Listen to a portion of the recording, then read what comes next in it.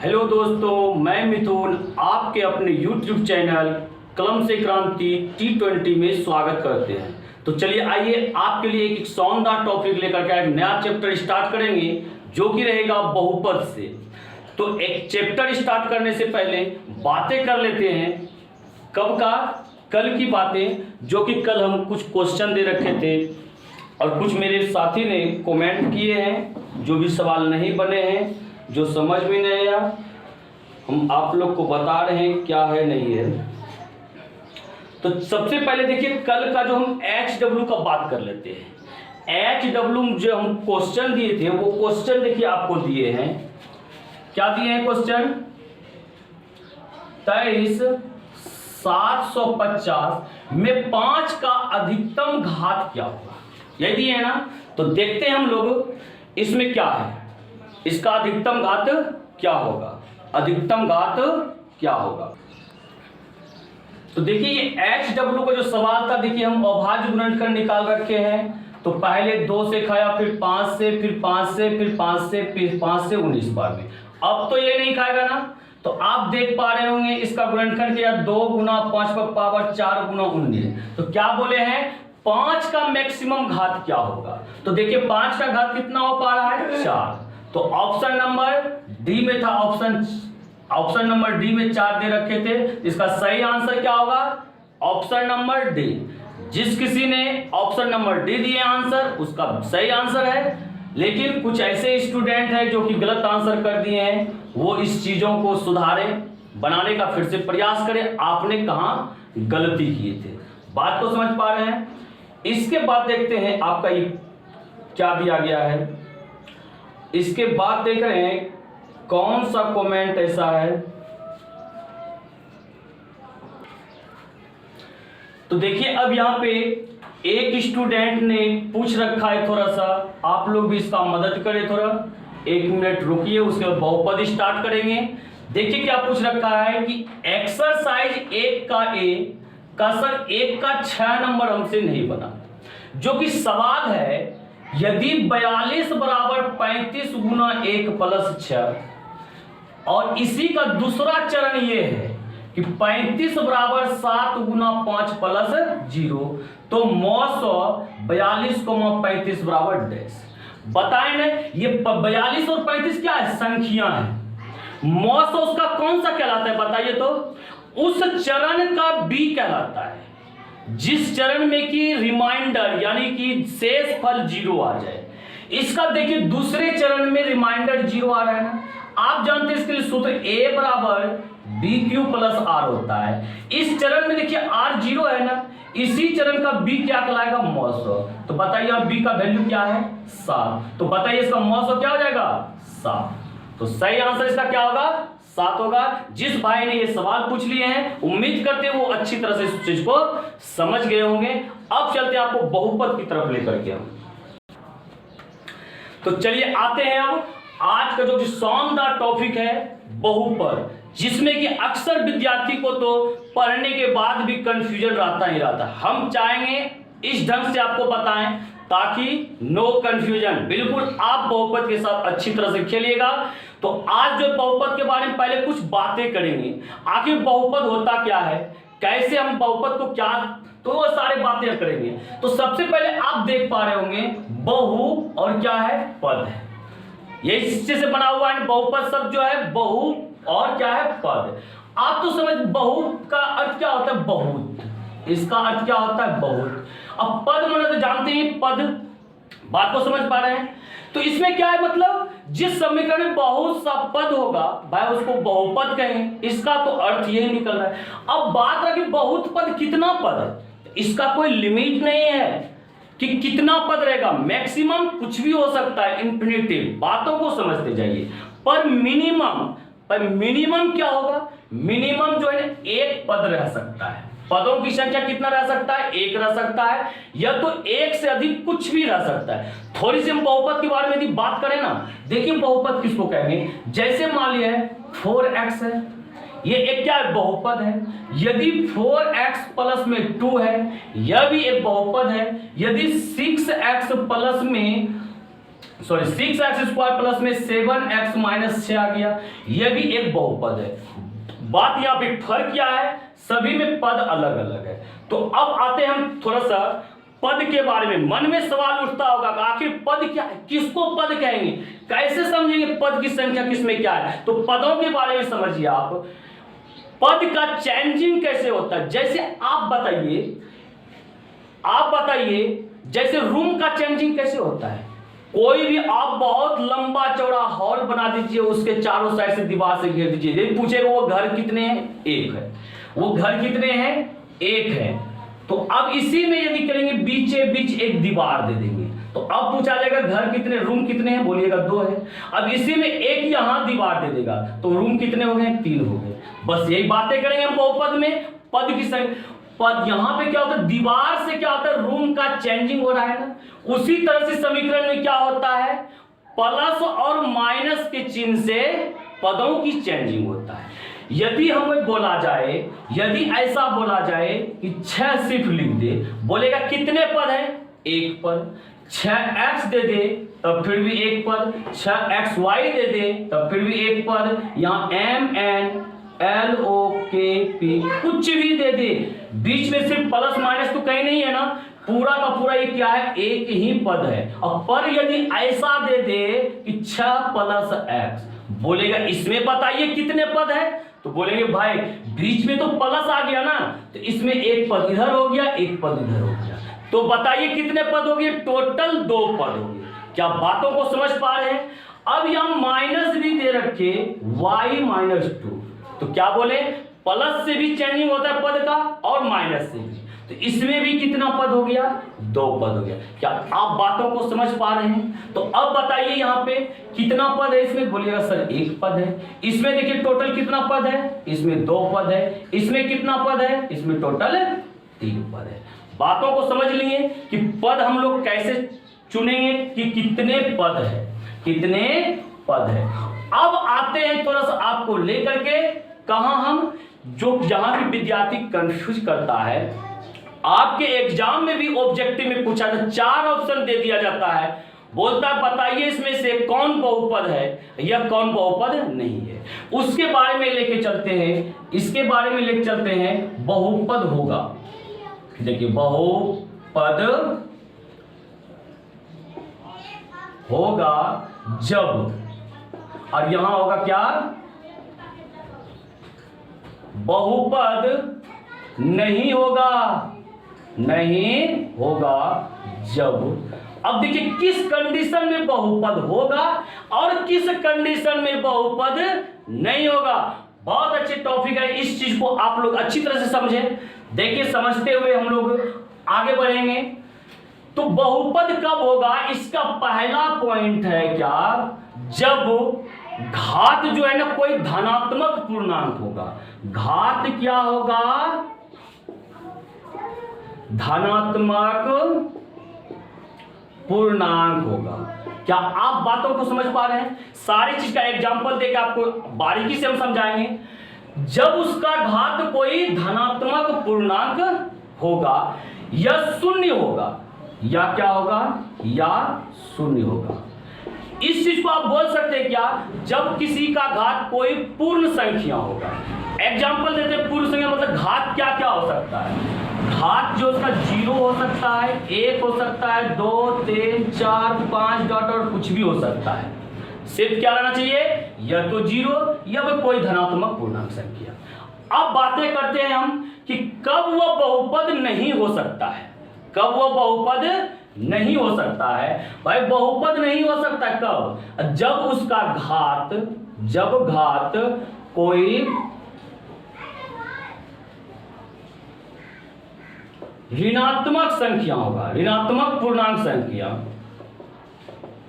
पूर्णांक संख्या। बातों को समझ पा रहे हैं। जब कोई ऋणात्मक पूर्णांक संख्या होगा तो वो क्या होगा, बहुपद नहीं होगा। दूसरा कंडीशन क्या है कि जब घात कोई परिमेय संख्या होगा, क्या होगा, परिमेय होगा। बातों को समझ रहे हैं। एग्जाम्पल देखो आपको समझाया जाएगा, तो सिर्फ आप वीडियो के साथ लगे रहें। और दूसरा चीज क्या बता रहे, परिमेय संख्या हो गया। अब बताइए तीसरा क्या है कि जब किसी चर पर रूट रहेगा, जैसे रूट एक्स रहा, रूट वाई है, चर पर रूट रहेगा तो हम क्या बोलेंगे, उसको बहुपद नहीं कहेंगे। लेकिन एक चीज ध्यान में रखते हुए, हो सकता है वो रूट से निकल जाए, प्रयास कीजिए कहीं रूट से निकल रहा है क्या। यदि रूट से वो नहीं निकले तो हम बोल सकते हैं क्या, बहुपद नहीं है। बातों को आप समझ गए होंगे।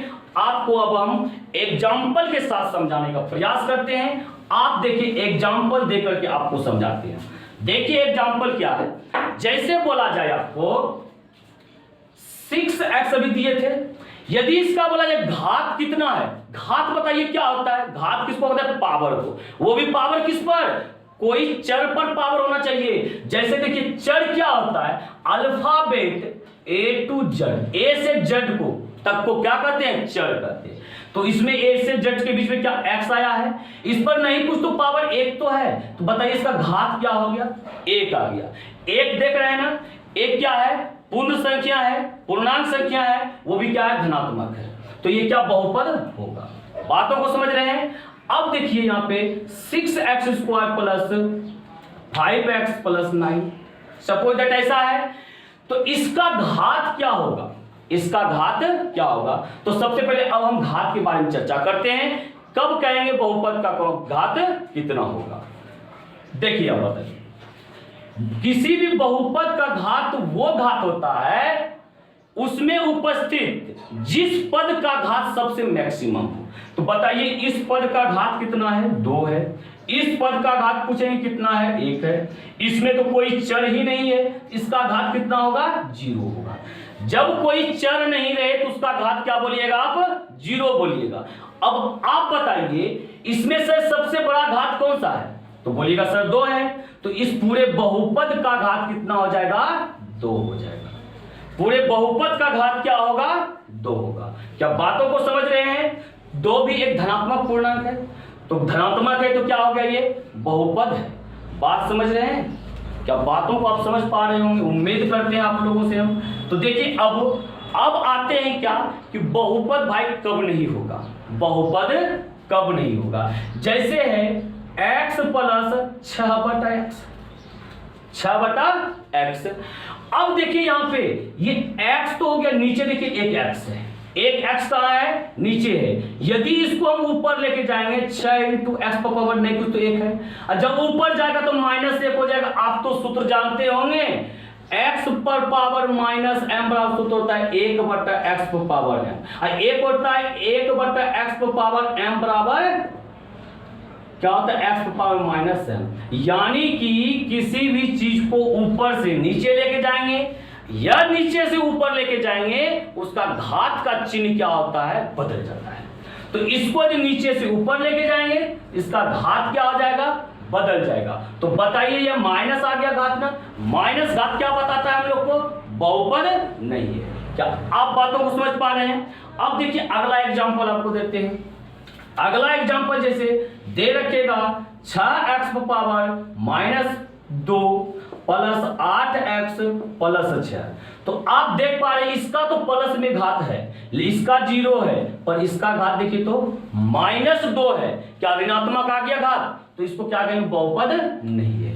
बात समझ रहे हैं। इसके बाद देखिए आपको बता रहे हैं क्या होता है। जैसे रहेगा √x अब प्लस 6। देखिए आप चर में रूट को देख पा रहे हैं ना, रूट है तो समझिए वो घात बहुपद नहीं है।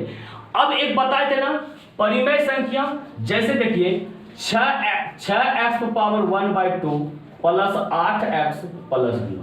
तो देखिए इसका घात परिमेय संख्या 1/2 है ना, तो समझिए ये भी बहुपद नहीं है। तो आप इसे यदि पावर में चेंज करना चाहते हैं ना, एक चीज बताते हैं, रूट का जो है ना मान ही होता है घात में पावर में 1/2। आप इसको ऐसे भी लिख सकते हैं x to पावर 1/2 प्लस 6। इस कंडीशन में भी है क्या, बहुपद नहीं है। इस कंडीशन में भी बहुपद नहीं है। क्या बातों को समझ पा रहे हैं। अब उम्मीद करते हैं आप लोग जो है बहुपद को चूज करने के लिए सीख गए होंगे कि कौन बहुपद है कौन सा बहुपद नहीं है। तो चलिए आगे लेके चलते हैं आप लोग को। एक आपको क्वेश्चन देते हैं इससे संबंधित, आप इसका आंसर सही से कीजिएगा। आप देखिए सवाल को बोर्ड पे देख पा रहे होंगे कि सवाल क्या है। सवाल देखिए हम दे रखे हैं, निम्न में कौन बहुपद नहीं है। क्या आप इसका आंसर कर पाते हैं? देखिए ऑप्शन क्या है, 4x² minus 3x, √3/x² plus 8, C number option है 6, डी नंबर ऑप्शन है 0। बताइए कि इसमें बहुपद कौन सा नहीं है। थोड़ी देर के लिए आप वीडियो को रोक दीजिए और इसका आंसर आप कीजिए। इसके बाद फिर हम आपको समझाएंगे, आपको जो भी परेशानी होगा हम आपके दिल की भावनाओं को समझेंगे, एकदम अच्छी तरह से समझ रहे हैं कि आपके अंदर में क्या क्या सवाल उठता होगा। तो आप इस चीज को बनाए पहले, बिल्कुल उम्मीद करते होंगे आप तो बनाने का प्रयास जरूर किए होंगे। अब हम लेके चलते हैं। अब आपको लग रहा होगा कि भाई साहब ये तो बहुपद है ना, कि पावर तो यहाँ पे 2 है, यहाँ पावर तो 1 है, सबका सब धनात्मक पूर्णांक संख्या, ये तो बहुपद है। इसके बाद आपको लग रहा होगा पता नहीं ये बहुपद है या नहीं है। अब तो हमको लग रहा है कि ये भी बहुपद नहीं है, 0 भी बहुपद नहीं है, क्योंकि इसमें चर नहीं है। यदि आप ऐसा सोच रहे हैं तो आप गलत सोच रहे हैं। आपको चलिए लेके चलते हैं फिर से एक टॉपिक की तरफ। ये यदि कहने मतलब बहुपद है तो आप इस चीज को समझ लीजिए 6 भी बहुपद है। यदि किसी में चर नहीं हो x y z वगैरह कुछ, तो वो बहुपद जो होते हैं अचर बहुपद होते हैं, लेकिन उसको भी बहुपद कहेंगे। कैसा बहुपद कहेंगे? अचर बहुपद कहेंगे। तो आप समझ पाते हैं 6 भी बहुपद है। ये 0 का बात रहा, 0 भी बहुपद है। ये 0 कैसा बहुपद है? शून्यतर बहुपद है। आप इस चीज को ध्यान रखिएगा कि 0 भी क्या एक बहुपद ही है, 6 भी एक बहुपद भी है, ये भी एक बहुपद है। अब बातें करते हैं इसका।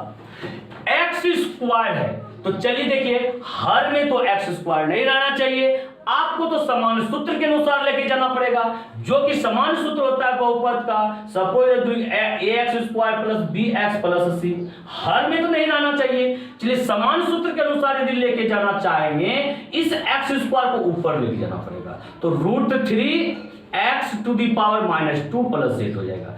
चलिए अब बताइए तो क्या ये बहुपद है? तो बोलिएगा सर ये तो घात तो माइनस में आ गया, तो फिर बहुपद कहां से होगा? तो यही सही आंसर है कि बी नंबर जो बहुपद नहीं है।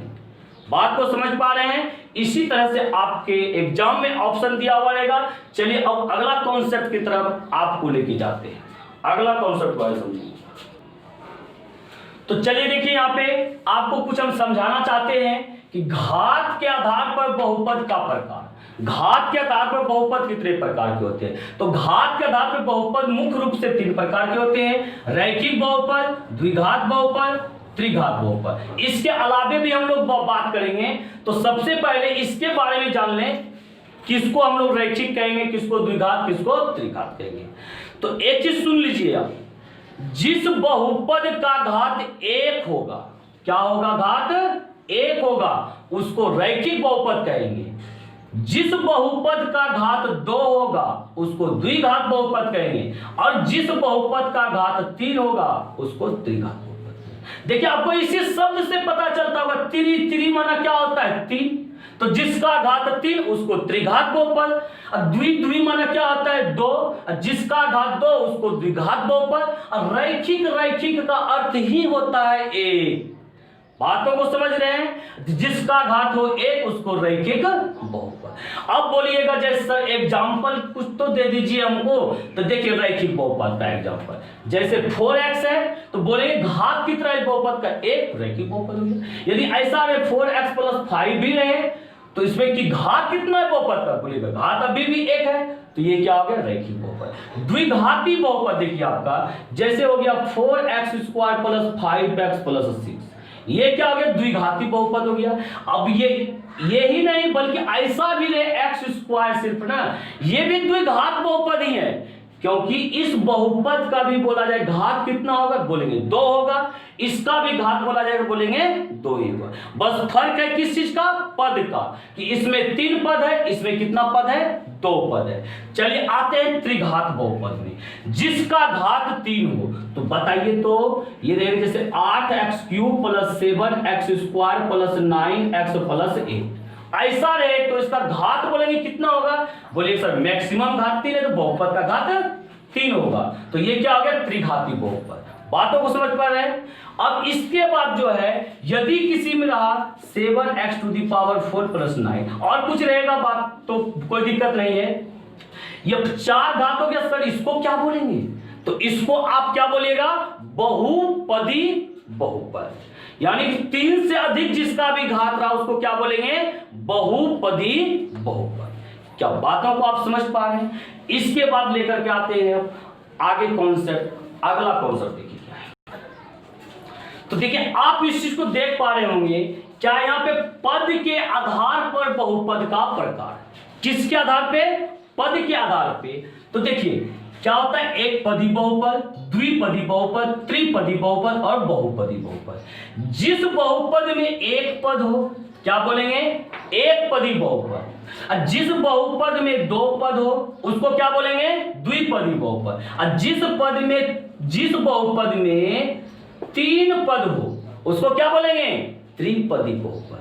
आप देख पा रहे होंगे इसमें एक पद लिख रखे हैं, एक पदी हो गया, 2 पद लिख रखे हैं द्विपदी, 3 पद लिख रखे हैं तो त्रिपदी। ये तो हमको सबसे ही पता चल रहा है। और बात रहा क्या, बहुपदी, जिसमें 4 या 4 से अधिक हो, यानी कि 3 से अधिक जिसमें भी हो उसको सबको बोलेंगे क्या, बहुपदी। क्या इस चीज को भी आप समझ गए। चलिए अगले टॉपिक की तरफ लेके जाते हैं आप लोग को। अगला टॉपिक देखिए मेरा क्या रहेगा।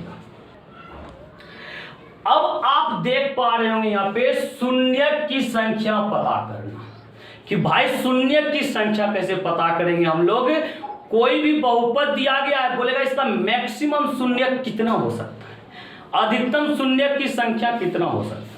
एक चीज सुन लीजिए आपको शून्य की संख्या बारे में, जिस बहुपद का घात जितना होगा उसका शून्य की संख्या उतना ही होगा।